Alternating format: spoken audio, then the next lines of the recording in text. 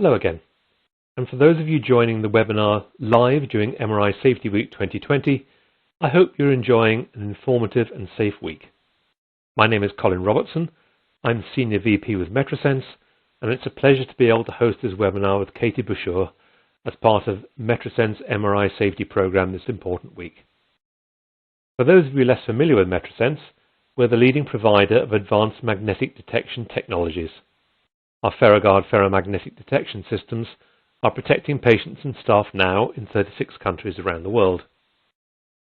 Before handing over to Kati and John, and especially for those of you for whom this is your first Metrosense webinar, I have a few housekeeping items to cover to make sure we all get the most out of our time together today. Firstly, today's session will be available on demand after we finish. Just follow the same link as used just now, and you'll receive that again in an email we'll send you after the session. Of course, please feel free to share this with any of your colleagues who are unable to attend today. I'll now quickly take you through the various parts of the screen in front of you. Starting on the left side is the Q&A window. I'm sure you'll have lots of questions for Kati and John today, so please enter them here as early as you can. The window in the center of the screen is where you'll see the slides throughout the webinar. If you'd like to change the sizes of any of the windows, just use the controls at the top right corner of each window. To hide or redisplay any of the individual windows on your screen, just use the buttons at the base of the screen. At top right, we're pleased to provide for you a number of links to MRI safety resources. You'll find a link there to Metrosense MRI Safety Resource Center, where you can access on-demand versions of all of our webinars, our new MRI Safety Talks podcast series, and other MRI safety content. Now, I know that many of you will be looking to obtain continuing education credit for attending this webinar. The yellow button highlighted here will enable you to download your certificate. You'll need to have watched the webinar, though, for a minimum of 40 minutes before doing so. You can download and print at the end of the webinar, and there will also be a link in the email that you'll receive a couple of hours after we close. The final window, lower right, gives you a brief biography of Kati Bushur and John Posh, our speakers today. Kati joined us from about 5,000 feet or so above sea level from Children's Hospital, Colorado, where she's MRI Advanced Modality Supervisor. Kati joined the hospital as a technologist and has added credentials of Certified Radiology Administrator and MR Safety Officer over the years. It's on MR Safety that she will of course be talking to us today, and we're thrilled that she's able to share her experience with us. With Kati today is John Posh, Metrosense Director of Education for our MRI Safety business. For the few of you who perhaps do not know John, he started off his career as a technologist before moving on to become an educator and consultant on all things MR safety. Lots to cover in today's session, so let me now hand over to Kati. Talk. Good afternoon. My name is Kati Bushur. I'm the Advanced Modality Supervisor for the MRI Department at Children's Hospital, Colorado. Today I'm going to speak about the importance of ferromagnetic detection systems in our MRI department, our journey from our challenging deployment to our current success level. Our safety story starts in May 2016 when a family member of a patient went into the MRI scanner with a pocket knife in his pocket. We did have a ferromagnetic detection system. The alarms went off, but we were not Ferris-free. We ignored them. We always ignored our alarms. Of course, the knife exited the family member's pocket and opened and flew into the bore of the scanner. No one was injured during this event, but we were very concerned that we were at risk for a serious safety issue. This is a picture of the actual pocket knife that did fly into the bore of the scanner. You can see that this could have caused serious injury or death to a patient, this knife being about 7 inches long.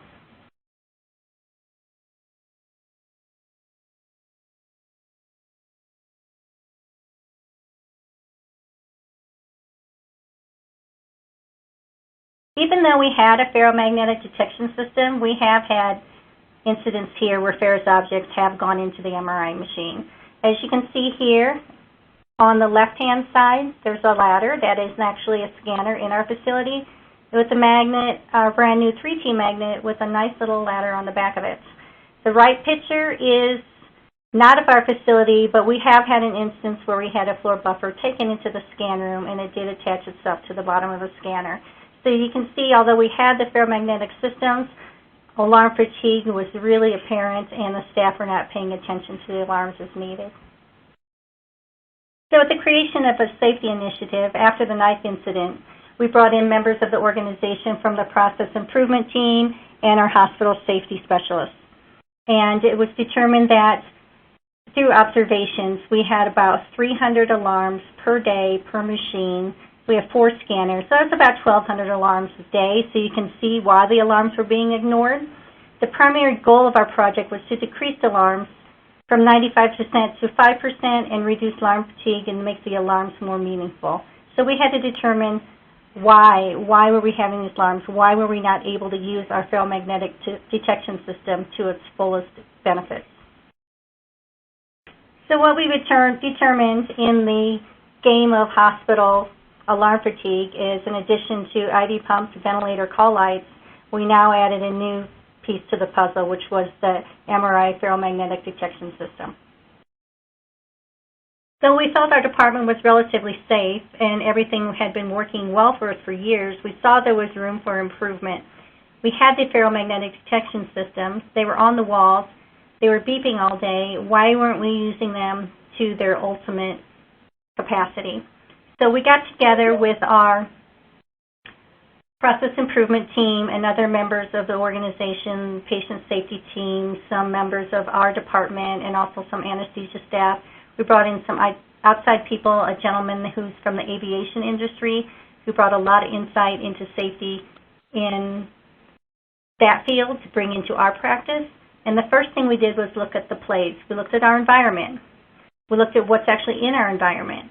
We have staplers. We have scissors. We have all kinds of items sitting on the countertop that normally, you wouldn't take this and walk into the scan room, but they had the potential to do it because they were actually in Zone 3 and in the space. So the first thing we did was remove items from the actual plates that that did not have any business being in there. You don't need a pair of scissors. You can walk out into Zone 2 if you need to use a pair of scissors.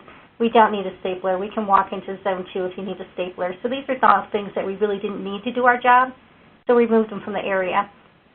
Then we looked at our staff. We looked at the people, because although we removed everything from the area, we still needed to get our alarm rate lower. In the place process, let me go back to that, we did replace our stretchers because the stretchers that we did use were conditional, but they still set off the ferromagnetic detection system. So how can I enforce my staff to be ferrous-free when they don't have the proper tools and equipment to do their job? So we replaced all the stretchers with stretchers that worked with our metal detection system. Then we looked at the staff. We had reduced our alarm rates, and I'll get to those numbers on the next slide, but we needed to go further. So we looked at the staff and said, we need to be ferrous-free. We need to be able to walk through that door every time, all the time, and not alarm. Because if there's an alarm, we need to know it's there for a reason, and it's legit, and it's real. So how can we make these alarms more meaningful? So we went to a ferrous-free dress code. It's been a challenge because nobody wanted to give up their Dansko shoes, and I'm going to say it, but no one wants to give up an underwear bra. So those are our two biggest offenders, and there's been some work, and it was a tough process to get the conversion and change, but I feel we're in a good place now. And the last thing we looked at was our processes. We implemented new processes and made improvements to existing practices, such as metal timeouts before we enter Zone 3, and then we do another timeout right at the door to Zone 4, which one of our techs likes to call Zone 3.5. So this didn't happen overnight. This has been a process that when we started, we wanted just to reduce alarm rates, but it's evolved into so much more. So in March 2017, our group, our process improvement team, the patient safety team, staff from the MRI department, nursing staff, anesthesia staff, we all got together and formed a committee that we call the MRI Process Improvement Team. We still do meet to this day once a month. We formed a Kaizen event in March 2017 to discuss what our next steps would be. The first thing we needed to do was upgrade our ferromagnetic detection system from a first generation to a more current system. The second thing we needed to do was get ferrous-free stretchers so we could go to the next step and implement a ferrous-free staff. And our third step was to enforce and create a ferrous-free clothing policy. So you can see here on the chart that we started with that 95% alarm rate. After we introduced the stretchers, it only decreased at about 15% because we were all still ferrous. Stretchers and clothing reduced us down a little further. Stretchers and a new ferromagnetic detection system took a step further down to 25%. And now with continuous improvements in our processes, we currently sit somewhere between a 12 and 14% each month. So we did several PDSAs. This is where the fun all started. From September until of 2017 to July of 2018. We chose one specific scan room to be our beta room for consistency. We tested the two leading manufacturer systems. We had them each installed on that same room at different times, did the same testing on both systems. Each testing session was about 4 to 6 hours on average, testing our old system, new systems, multiple walkthroughs of the sensor, the door. I have walked through that scan door with scissors in my pocket so many times I cannot even count. It's scissors horizontal, it's scissors vertical, scissors to the right, scissors in the left pocket. Any way imaginable that you could fit something in your pocket, we walked in and out of that room multiple times to make sure that we had a good source of data and real consistent, solid information. We adjusted our system sensitivity during each of these sessions to achieve the optimal settings for our environment. There were some modifications in the sensors made by our vendor, and we moved the location of our sensors from the outside of our doors to the inside of the door frame to improve sensitivity in our environment. We also had some custom brackets made to move the sensors in a little bit closer, and we pretty much have closed the gap, and we have really solid coverage on all of our doors. So this is just a quick little slide on some post-improvement data for our alarms. As you can see, we started with 300 alarms a day, and we are down to now about 25 alarms today. So that's a significant reduction, 92%. And you can see our biggest, you can't really do this process. You can't be successful unless you take all of the parts. You can't pick and choose and say, I don't want to change my dress code, I'm only going to change my stretchers, or I'm only going to do this. This is like a big complete package, and you can't take it piece by piece. You have to take everything into consideration, and you have to go all in. This slide kind of shows our post-improved data, our alarms over time. You can see where we started our process, and our alarm rate was pretty high. And as we're slowly trending down, down, down, which has been great, this is the direction we definitely want to go. There's a couple months where you'll see little spikes, and those tend to be months where we have our detection system testing, when we're experimenting and doing testing and doing a lot of walkthroughs. We'll see some higher rates that month because we're in a continuous process of improvement. You can't just bring this out and say, okay, we're done and let it go. It's every day. It's a 24/7 everyday process. This is one of my favorite slides. It talks about our reduction of harmful incidents.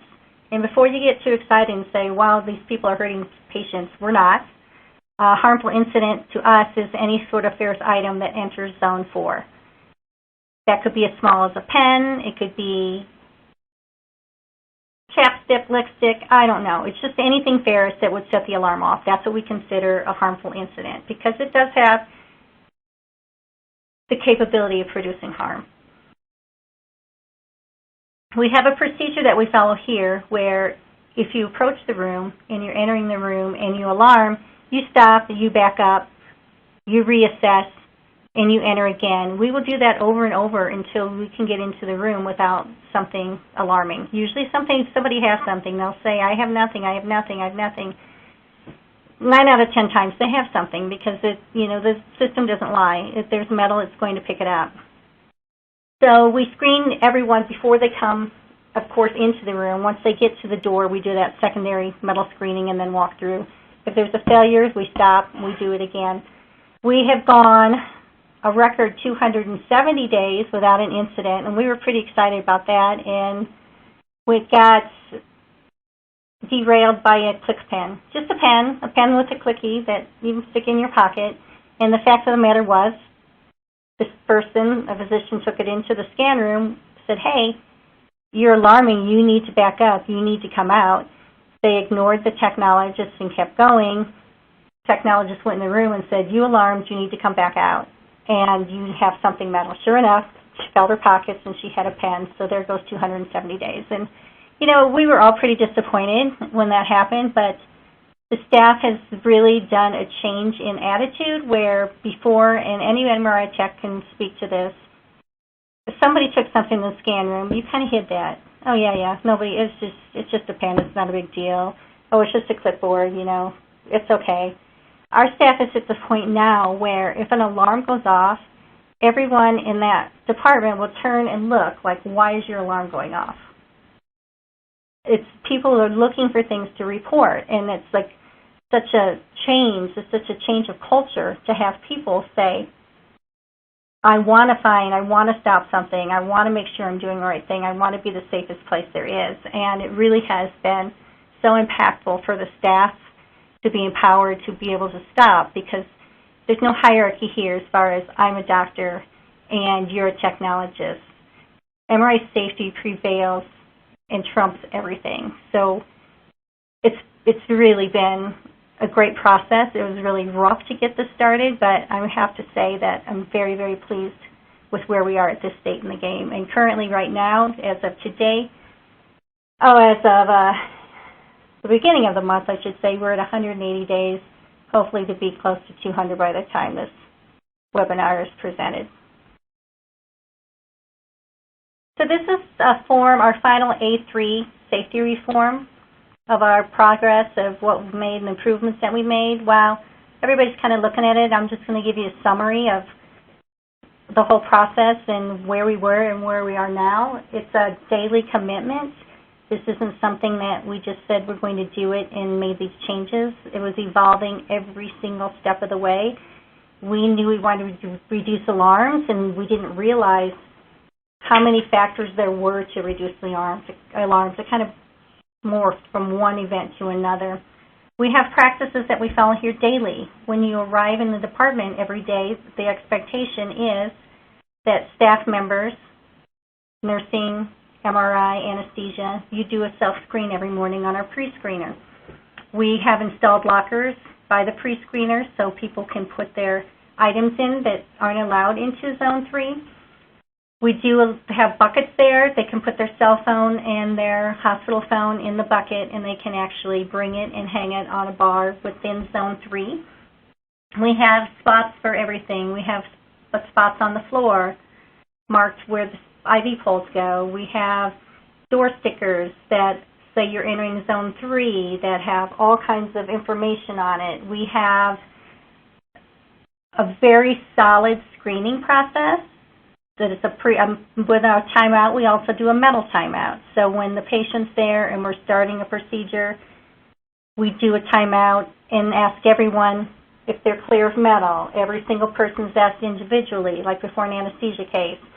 Do you have anything ferrous on you? Are you wearing any metal? And we go from person to person and ask each person if they truly are ready to come into Zone 3. We then go into, this is expected if you leave, you go to lunch, you come back, you do the same process. We take it very seriously. We screen every single person the same. We allow no family members with street clothes into our MRI department. They wear paper scrubs. We allow no patients into the scan room without a hospital gown on. We allow no one in our department with any sort of ferrous clothing.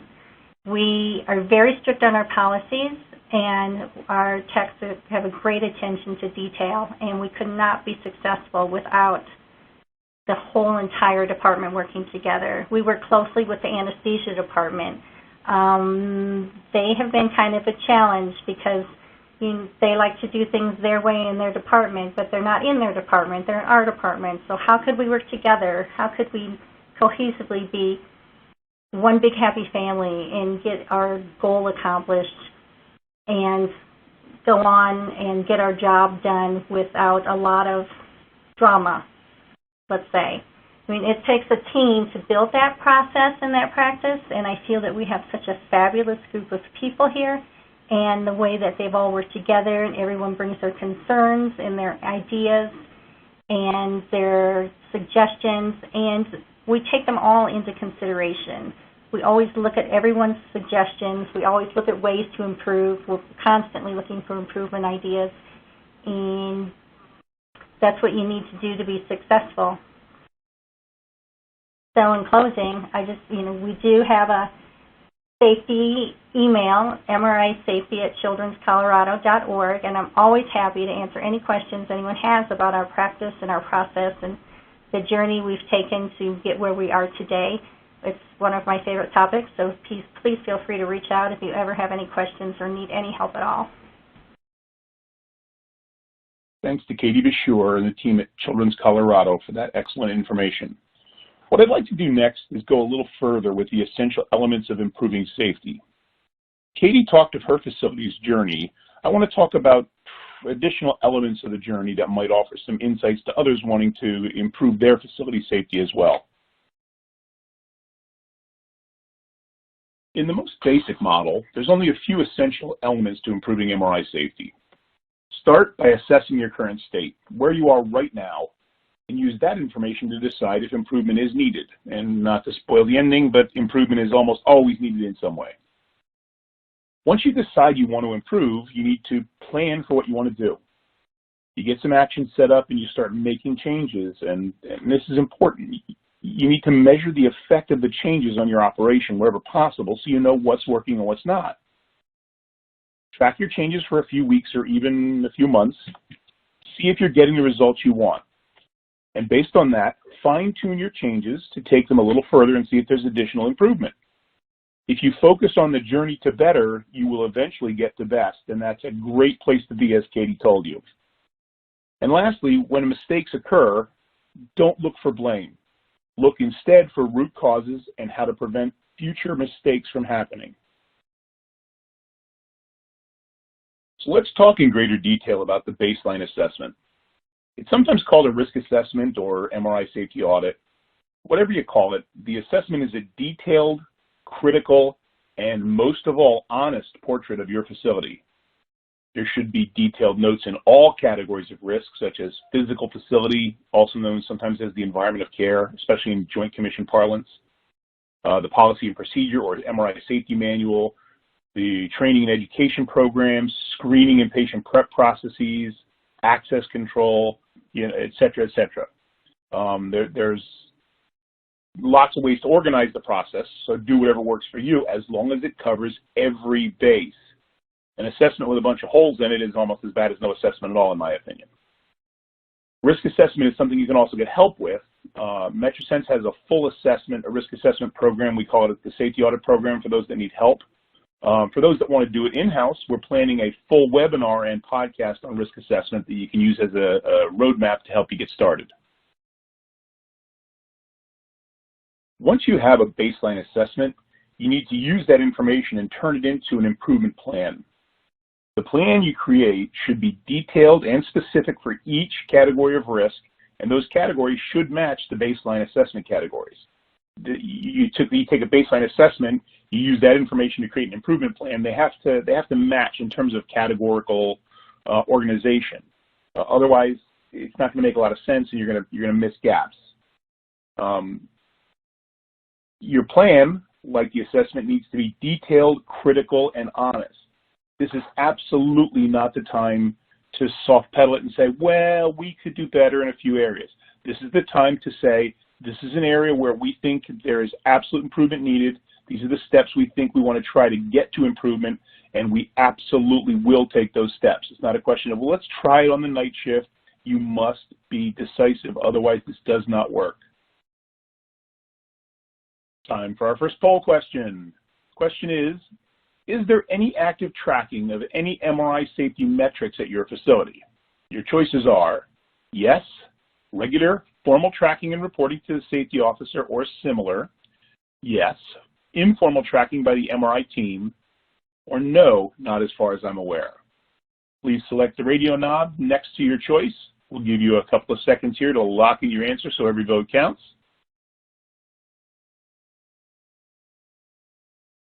Okay, it should about do it. Let's go on to the next category. We'll review these answers in a future slide. So let's return to the work Katie told us about. CHOC, as we learned, focused on ferrous entries into Zone 4, and that's a great way to measurably improve MRI safety. They used the MRI Safety Manager, MRISM, data from the FerroGuard Assure entry control system to measure their entries into Zone 4. Now, that MRISM data for entry control is quite detailed. It provides the actual count of entries per hour and the ratio of ferrous to non-ferrous. As the CHOC data showed, there's a really great correlation between alarm rates and ferrous incidents. Some people speak about FMDS alerts just being noise and bears no relationship with true safety, but the CHOC experience shows that when ferromagnetic detection systems are deployed as one component of a well thought through and managed MRI safety program, there's a really strong correlation between the number of ferromagnetic alerts and the occurrence of actual incidents or near misses. When facilities move towards the zero magnetic working policy, there's also increased attention and focus on preventing essential ferrous items entering into Zone 4. In addition, zero or low magnetic working policy starts to enable the ferromagnetic detection system to be more effective because the number of alerts is seen by everyone to have reduced the alerts that do occur, and when they happen, people take notice of them. They understand they're significant. This starts to become a positive feedback loop and results in heightened attention from the staff, leading to further improvement in safe working practices and further reduction in alerts. The data on the MRISM is accessed via the web portal, and it can be accessed by any computer or laptop anywhere, either in your network or even via your home computer you can network in. Another useful metric is door discipline. The 2020 ACR MRI Safety Manual specifically talks about keeping the door shut when not in use. But how do you track that without sitting and watching the door? Well, the FerroGuard Assure can track that for you. Door discipline is a large safety concern because an open door is a dangerous door. The data provided by the FerroGuard displays the number of entries per hour and the ratio of the amount of time the door is open and in use versus open and not in use. The example data here demonstrates that the door is open for approximately 7 minutes per hour when it's really only in use for 2 minutes per hour. What that means is for 5 minutes of every hour, the door is left open while someone's going about their business. They're setting up the table, changing stocking, doing whatever you do in the room, right? In June, if we look at the chart, the door is now only open for 2.5 minutes per hour, and it's in actual use 1.5 minutes per hour. That's a 65% reduction in door open time. So why did that occur? Well, changes to safety training in March regarding door discipline made a measurable improvement in door discipline. And that's really a great risk factor for improving MRI safety. And furthermore, it's a way to document improvement. It's a way to document that you're complying with the ACR's recommendations, and it's a way to document that your training was effective, and it's a way to document if your training is slipping and the staff requires refresher training. Last up, we'll discuss ferrous activity in the Zone 4 funnel. The Zone 4 funnel is the sort of cone-shaped space in front of the Zone 4 door. When the level of ferrous material moving in the funnel is excessive, the risk of projectile incidents goes up. In this example data here, we show a facility that improved in March and April due to some refresher training on moving ferrous material, but began to slip back into old habits in May. By tracking this ferrous activity, we can get a pretty accurate measure of the health of your low ferrous, no ferrous policy for Zone 4 and track compliance with training.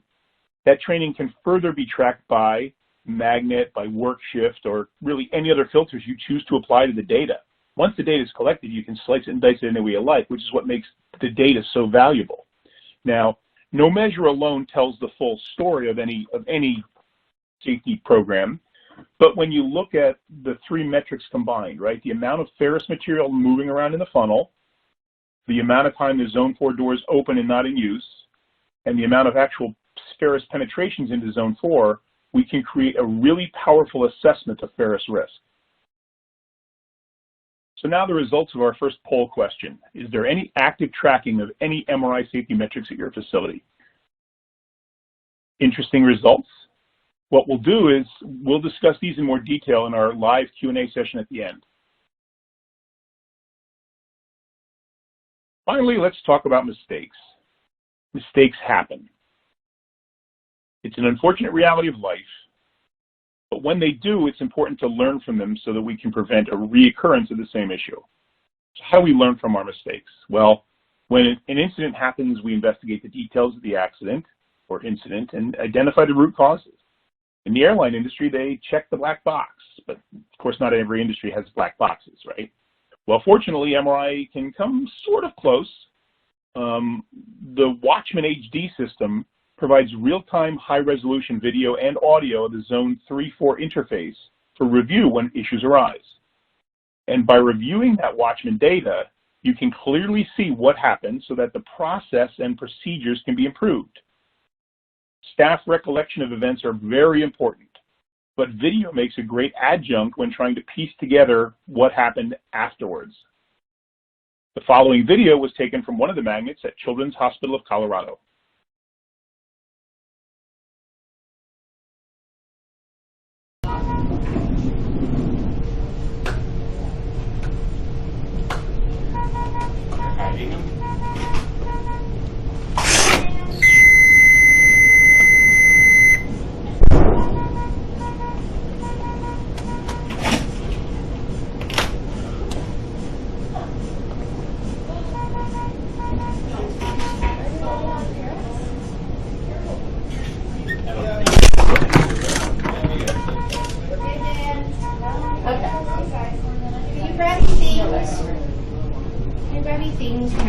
The video you just watched was recorded by the Farragut Assure system with Watchman HD.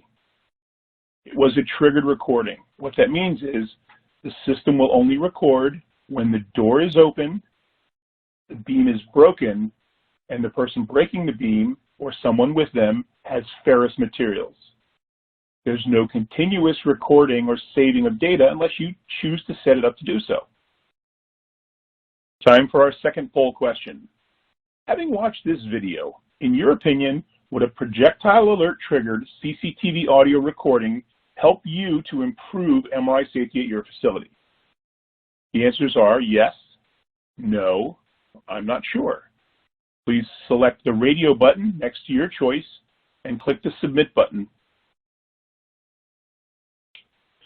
So Chuck gave us a great example of how to improve MRI safety, but Katie's not telling you the entire story. They also built a really high-quality program for staff training and education, for patient screening and preparation, and a high-level culture of safety. What they did is not easy, nor is it quick, but it is absolutely attainable by any facility willing to deploy the proper tools and methodology. In the larger framework, it is essential to start with a good assessment. If you start with a good foundational knowledge, then everything you build upon will be much more likely to succeed. You need to rely on accurate data measurements. If your data is inaccurate, the decisions you make regarding how to improve will be inaccurate or certainly less effective. Once you have accurate data, you create a detailed action plan for improvement. The plan should ideally be categorical, have timelines, and action owners. Who is responsible for making the changes? Who is responsible for tracking the changes? Who is responsible for reporting the results back to the team in charge of making these improvements? With all these elements in place, it is much more likely that any safety improvement plan will be successful. So let's look at the results of our second poll question. Having watched this video, in your opinion, would a projectile alert triggered CCTV audio recording help you improve MRI safety in your facility? Interesting results.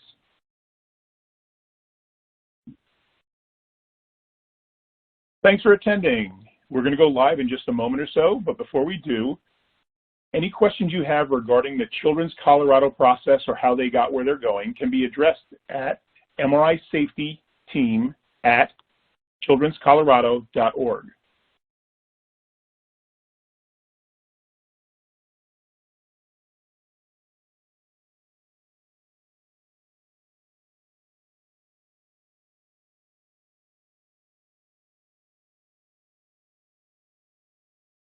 Many thanks, Katie and John. Your story, Katie, I'm sure will be an example and inspiration to many people joining us today. As expected, we've had many questions over the last 30 minutes or so, so let's see how many we can answer now. Here's a good one to start with. So this question is, will a conditional item set off the MetroSense detector? Example is a cart that was purchased and marked as conditional from a reliable MRI equipment company. Good question. The ferromagnetic detection system is a scientific grade high-level instrument. If the device you're talking about contains ferrous materials, then yes, it will be detected. Now, we have to caveat that a little bit. There's two separate versions of ferro detection. There's the whole body screener, which mounts on the wall in zone 3 or zone 2 for screening prior to entry into zone 3. That is sensitive to extremely small ferrous materials. The entry control system, which mounts outside of zone 4 in zone 3, is sensitive to medium to large objects. So depending on the magnitude of the ferrous, it may or may not get through that detector, but we need to make something really clear. If it gets through the detector at the entry control, that means that its mass, its ferrous signature is so small that as labeled, it's MR conditional, it will not pose a projectile risk.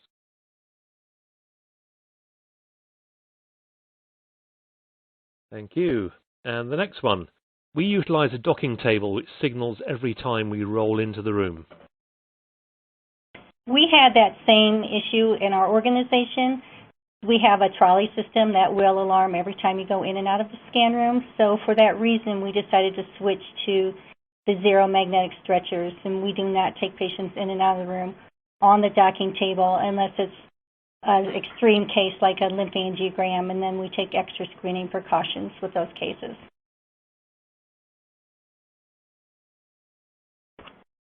Thanks, Katie.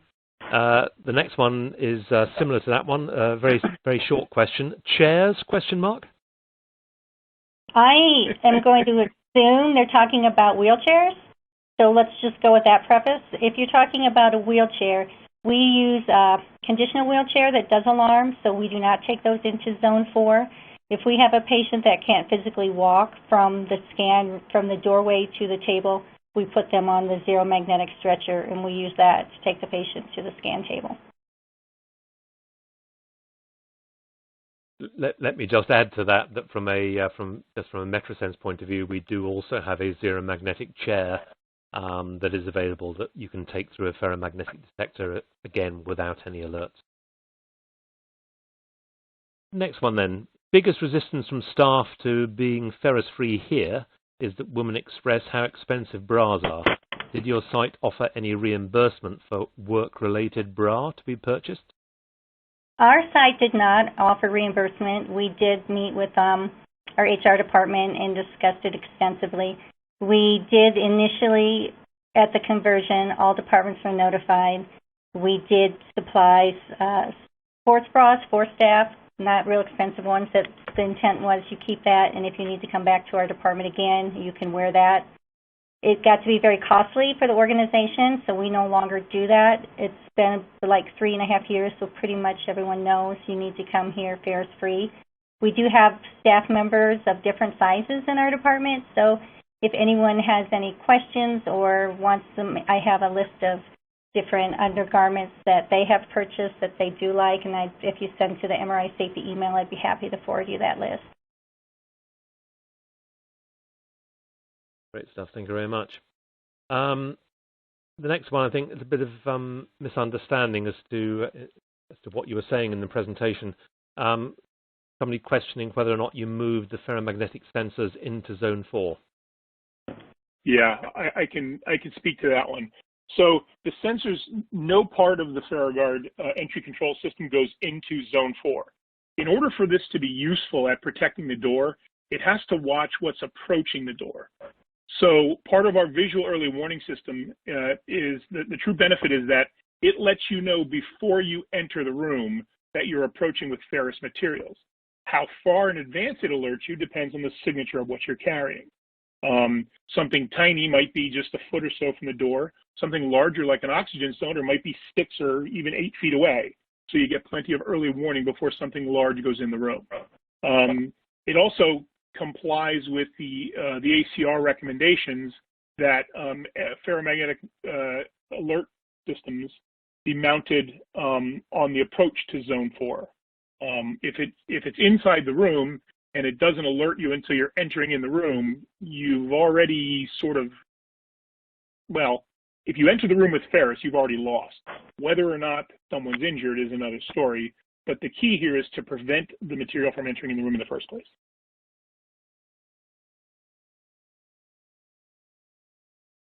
John?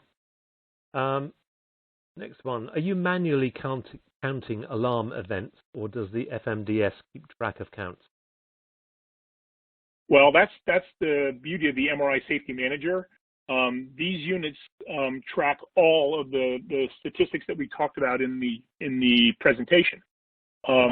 It tells you every time someone opens a door, it tells you every time someone enters and leaves, and it tells you every time the person doing so has ferrous material on them.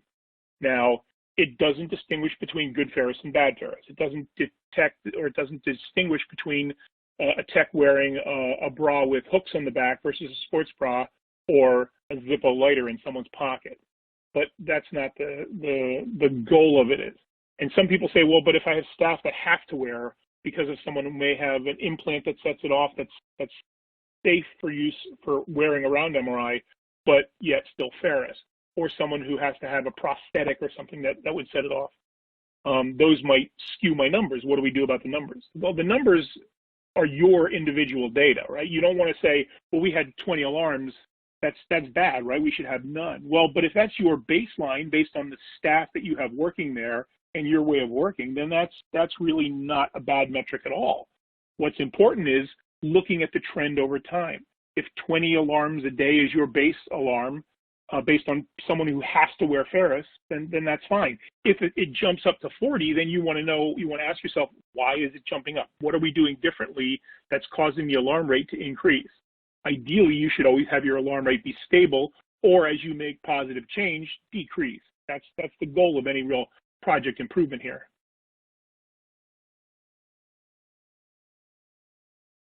John? Next one, we use Metrosense FMDs, but many of our MRI doors open outwards and thus block half of the detector. What do you suggest as being the best solution for these applications? So this is good. I'll start this one, and then Katie can sort of talk about her experience. The FerroGuard Assure has no impact on the door. The door has no impact on the FerroGuard Assure. Essentially, opening the door, the only negative it might have is it might block your visual line of sight from seeing that pole and the light, but fortunately you have a light on the other side. So when one's red, both are red in this regard. But it does not affect negatively the sensitivity. It doesn't block the ability to detect ferrous materials. It doesn't block the ability to have an audible alert if someone ignores the visual early warning and tries to take ferrous materials into the room. So the short answer is there's no impact. There's nothing you have to do at all. It'll work just fine. Katie can talk about their experience with this as well. Yeah, I totally agree. The only issue we did have is on one of our doors that do open outward. If we had another person following a person, if the door would move, we could sense the door. We had stops installed on the outside, so the door opened and we just attach it to the door stopper to hold it steady, and we have no issues with our outswinging doors. You. Okay, next one is how do you handle staff from outside departments from whom the clothing policy cannot be enforced? That's a good one. We, of course, have encountered that, and like I said, initially we supplied the sports bras for staff. Now we do call upstairs and like to the ICU and the CICU if they're coming with a patient, and the technologists will inform them of everything they need to do before they come, that they need to be ferrets-free. Most of our float staff will come through the organization ferrets-free. If a nurse has to accompany a patient and they cannot become ferrets-free, we will do a thorough screening on them with our pre-screener, then we'll take our MetroSense pre-screener, then we'll take our handheld MedNovus to identify particular areas and notice, yes, it will be this patient's, like, let's say, underwire bra. We'll check their pockets, make sure they have nothing in them. They will enter the scan room with the patient, but they will stay in that scan room until we're done scanning. We will not let them enter and exit because there's always a chance that they'll put something in their pocket. The other thing on this this topic is, you know, the staff from outside your department should be educated on ferrous safety, right? They shouldn't. The first conversation you have with them shouldn't be when they're coming to bring a patient down and you have to have this heated discussion over dress code. Part of the ongoing safety program, the overall, you know, organic safety program of your facility should involve the education of collateral support department, right?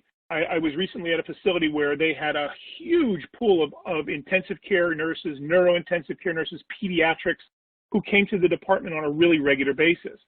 And simply by speaking with them, we learned that they didn't get a lot of information, not just education. I mean, they got the sort of internal, watch this every year, take a quick test. But there was so much more information that they could have been given to make the lives easier, to make the process easier for both the nursing and MR staff. For example, the ACR MR safety manual. If the nursing staff read the MRI safety manual, they would have a really good handle on the position from which you as the MRI tech, or you as the MR medical director, or you as the MR safety expert are coming. So one of the things I recommend is that be distributed as a directed reading to the hospital staff, the clinical staff. I don't think housekeeping needs to read it so much, although you certainly could. And you can even put a post-test on there to track compliance. If you need help with a post-test, MetroSense has created one. We have one that it's on our website, I believe, or if not, it will be shortly, and you can use that. But engaging your support departments and your outside non-MR staff in advance and training them appropriately will go a long way to help with this process. Thanks, John. Thanks, Katie. Next one then. How often do you audit your staff for compliance? What method do you feel works best for the audit? And how do you celebrate success with your staff? So we do routine audits each day. We call it a screening audit. It's not particularly on staff. The staff, if they alarm when you go through the door, you're going to know that they're not compliant. So we'll know that right away. We do metal screening on every patient before we enter the scan room. We do audits on that process to make sure that all of the steps are followed consistently. We usually ask our charge tech to do at least one a day and our charge nurse to do at least one a day so we can have a good set of numbers. What was the second half of that question? Second one was, how do you celebrate the successes with your staff? Oh, awesome. We have something that we call a good catch. And if somebody catches something at the door to Zone 4, the techs will take a picture of it and say, hey, this is a good catch. We try to recognize a provider and a tech or nurse each month. I got a text yesterday from one of the techs that said, hey, good catch, and it was an anesthesiologist who had put his phone in his pocket in the induction room but alarmed at the door, backed up to assess and to resolve the situation and saw that he had his phone in his pocket. He didn't enter the actual scan room when he alarmed. So we call that a good catch. We have a board that we post this information on. We nominate the staff. People can nominate a staff member or a provider each month. And we take all the people that have been nominated and take it to our monthly MRSO meeting, and we vote on who gets like this little award for the month, which is really just a certificate we make, and like we'll go up and hang it on a provider's door, and they kind of get a kick out of that because it's kind of fun. And we'll acknowledge the staff, and we'll post it on our visual management board that they've been recognized as having a good catch. So it's been pretty good. It's been effective. And Katie, a question from me. Uh-huh. Which do you think is more effective? Is it the celebration of those successes, or is it the telling people off when they get it wrong? I think it's a celebration. We've actually had a big change in culture here, like I had mentioned in the presentation, where staff actually now look for things instead of like trying to brush things under the rug and hide stuff. They actually physically go out because they want to be the one that stops something, or they want to be the one that catches something. So it's been kind of interesting to see that change in people's attitudes. Yeah, right. Okay, next one. How do you determine a safety issue has occurred? Is it only if something ferrous gets through into Zone 4, or is it if an alarm goes off?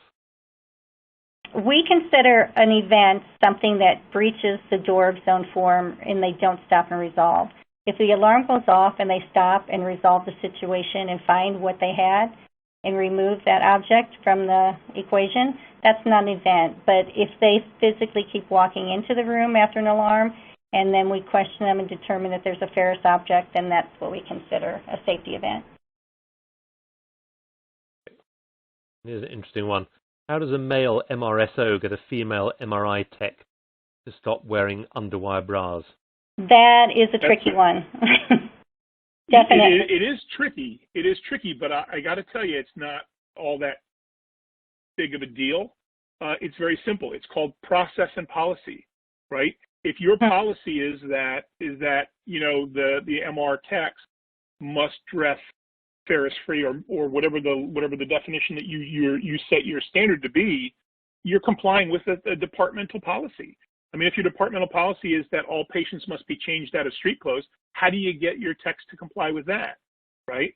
If a tech is not complying, then they're, you know, violating hospital policy, and that's, you know, handled however you handle other deviations from policy within your department. In my experience across, you know, a lot of facilities nationwide, the overall general consensus is technologists are very conscientious people, right? We all want to do better. We all want to improve safety. We all want to make things as safe as possible for not only our staff, ourselves, but our patients especially.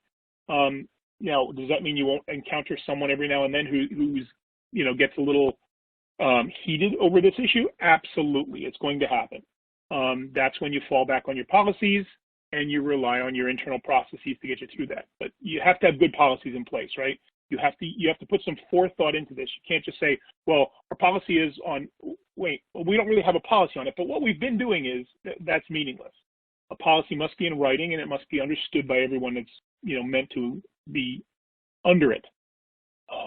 Katie, if you have more to add on that, I'd, you know, certainly like to hear your experience. I do, actually. You are absolutely right, and we have found in this whole process that the key word is to use ferrous-free attire or ferrous-free dress code, because you cannot use the word underwire and you cannot use the word bra, because people are offended by both of those terms. And because we had males saying, hey, I think it's your underwire, or hey, I think it's your bra, and staff were very offended by that.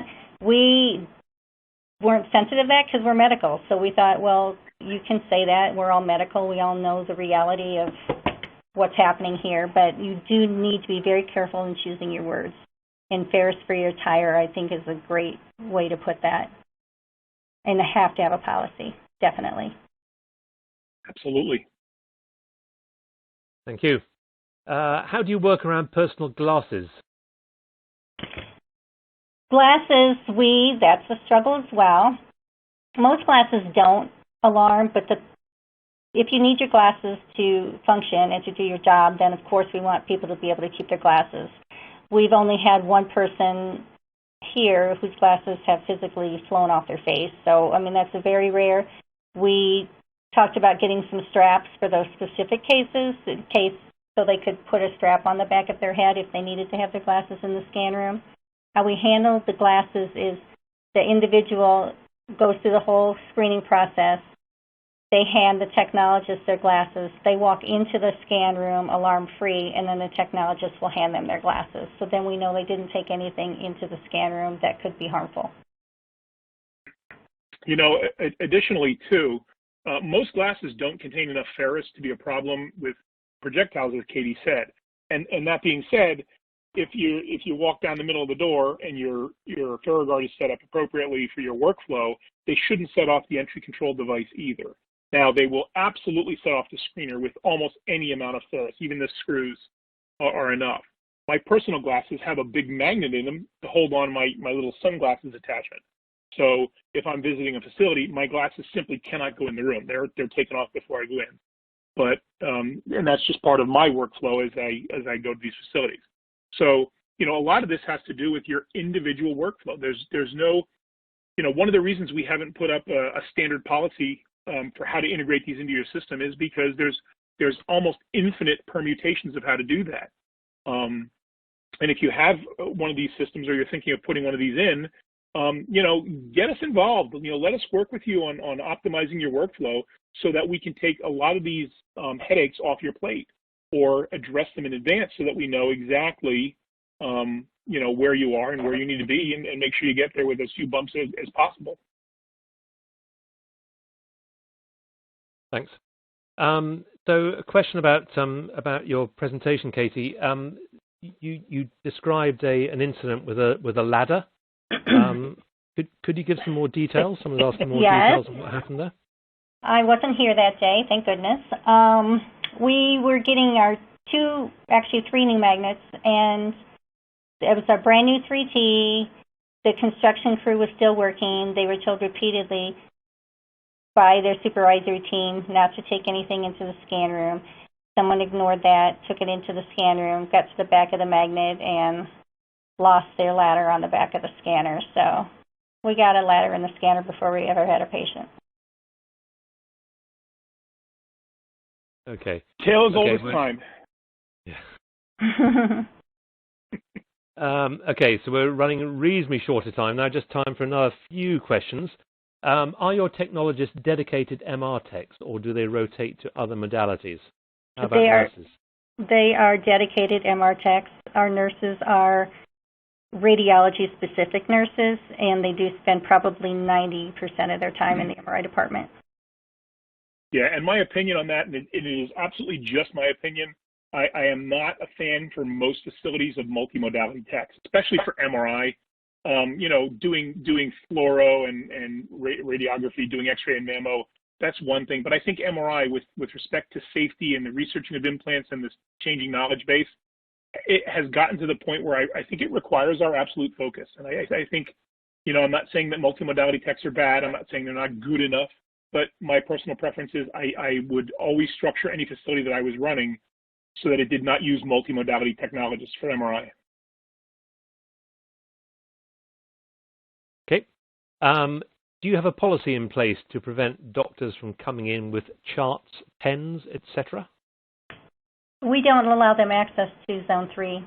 It's badge access, and they do not have access to Zone 3. Anyone that enters Zone 3 has to be screened by Level 2 personnel, and the only people that currently have access to the department are the MR techs, nurses, the anesthesia staff that provide anesthesia in our department, and our CT techs that are Level 2 in case we need assistance after hours.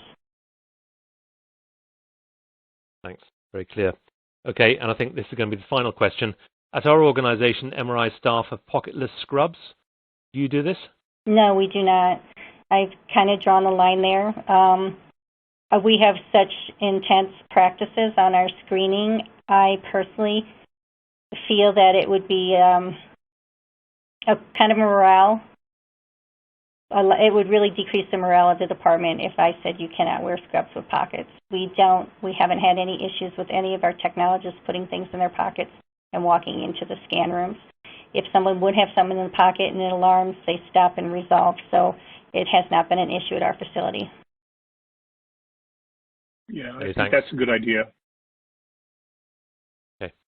Okay, well, I'm afraid we've reached the end of our time and need to bring this webinar to a close.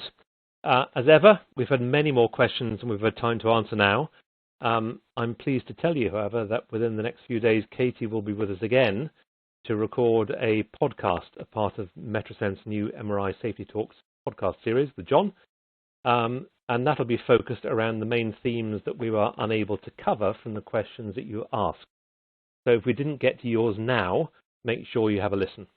The MRI Safety Talks podcast series is available from the Resource Center on the Metrosense website, and you've got a link to that in front of you at the moment, as well as on Buzzsprout, Apple Podcasts, and on Spotify. And now then, just a couple of reminders from me finally. Firstly, for those of you who are looking to download your CEU certification, if you haven't done this already, then click on the yellow certification button at the base of your screen, and this will be available for the next 5 minutes or so. Alternatively, look out for the email that you'll receive probably about 4 hours from now, which will provide a download link. Secondly, for those of your colleagues who are unable to attend our live session today, please do encourage them to join the on-demand webinar at any time. It's been great that you're all able to join us during MRI Safety Week. I know there are lots of events going on this week. Metrosense does have a full program of interesting webinars planned over the next few months, so do look out for the invitations popping up in your inbox. So then it just leaves me to say thank you once again to our speakers, Kati Bushur and John Posh, and to all of you online for joining us today. So until the next time, thank you and stay well.